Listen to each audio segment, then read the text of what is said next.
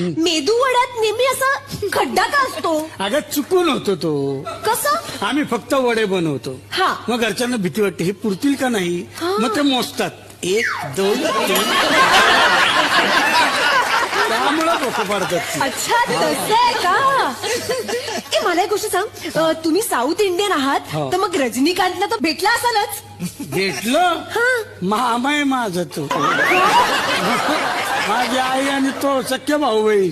सख्खे भाऊ बहीण? एकदा काय झालं इडली बनवली आईने, हा, हा. त्यांची झाली भांडणं. हा. तर रागात दिली फेकून आकाशात इडली. मग इडलीचं काय झालं? चंद्र ते पांढरे दिसते ते काय इडली मामाने बनवली म्हणून चंद्राला चंद मामा म्हणतात. मेदू वड्यात नेहमी असा खड्डा का असतो? अगं चुकून होतो तो. कसं? आम्ही फक्त वडे बनवतो. हा. मग घरच्यांना भीती वाटते हे पुरतील का नाही. मग ते मोजतात